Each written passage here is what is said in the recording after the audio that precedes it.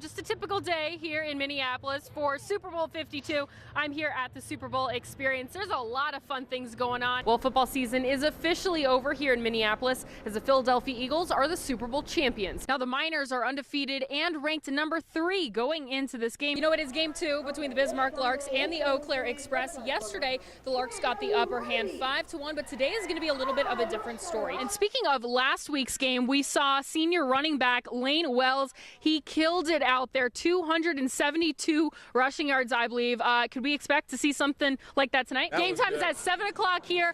Definitely show up if you can. It's going to be such a fun time. I got highlights coming up at 10. I spoke with Coach Ripe before the game, and he said that by the time they left St. Cloud, it was around 11 p.m., but by the time they got into Bismarck, it was around 5 a.m. Welcome back, everyone. I'm joined now with SMSU's head coach, Brad Bigler. Thanks so much for joining me, Coach. You guys are up at the half.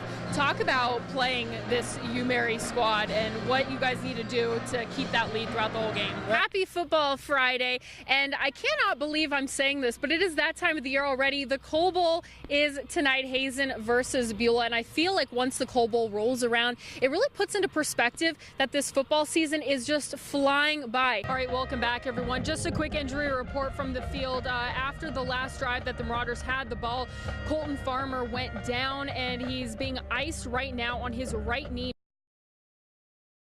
For most college football teams, they're lucky if they can win their conference, let alone make it to the national championships. Western teams have been making an impressive run so far. They have. It's almost like it's a WDA tournament all over again for the girls. But you know what? It's one busy Thursday night. I've got 9 sets of highlights, a few scores. After tonight, this is it. The North Dakota State Bison have watched all the film, practiced as much as they could on the field, and prepared for their game against James Madison as best as possible. Now, the big question for the game is, will Aaron Rodgers play? Right now, he is ruled as questionable for the game. As for the Vikings, center Pat Elflein will not play, while Everson Griffin, Mackenzie Alexander, and Trey Wayne should play in Sunday's game. Well, across town over at Legacy, the Sabres celebrated their homecoming, and both Legacy and Dickinson were looking for the first wins of their season. A big crowd over at Legacy High tonight. 7:22 to go in the second. Rhett Clemens hands it to Matt Kraft. He goes around the midgets, breaks away, and tries to reach for the end zone here.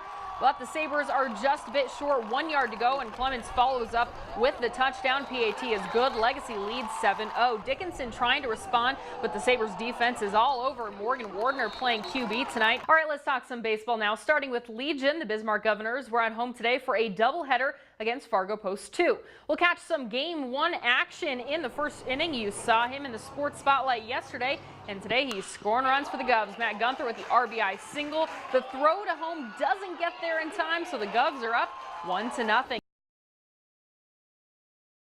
Every day at 8 a.m., young coaches down here. they come for the coffee. 200, I think it is. And good conversation. Every morning. And we talk about baseball in the summertime, and we talk about what's coming up in the fall. Lifelong friends with a similar passion. It's a big part of my life, very much so, yep. This group of experienced track and field coaches and officials gather. And the man leading this pack of seasoned educators is Ron Steiger. Okay, I'm Ron Steiger. I came in 1966 to Bismarck as a teacher at Simley Middle School. I taught there for 39 years, coached for 35, track and football. I've worked track meets, started in 1966. And I've been working them ever since. I met Ron probably when I first came back, and we were both involved in coaching. He with the freshmen, and I was at the junior high at that time. But as our lives went on, we got together, and I started doing the same thing that he does here in Bismarck over in Mandan. He pushes. He's a hard worker. It's hard to keep up with him. I think the average age is right around 72, 73. And we all get to enjoy working, and we've all worked together for many, many years, and Ron's been kind of our head boss, really. Ron retired from teaching years ago, and the recent state track meet was his 35th or 36th. Steiger's not sure, but he is sure he has no plans on quitting. Well, it's a passion, and it's something that we love, and it's I just can't explain enough to how much I love track and field, and I love the people I work with, and Ron is one of them. Ron Steiger is one of the best to work with. You know, we have established that relationship a long time ago. A lot of them came at the same time that I came to Bismarck, and so we are lifelong friends. And since the track and field season is over now, they still come here every morning for coffee and conversation. We have excellent memories, it's just that they're short. With the spotlight on Ron Steiger for NBC North Dakota Sports, I'm Kaleigh Emery.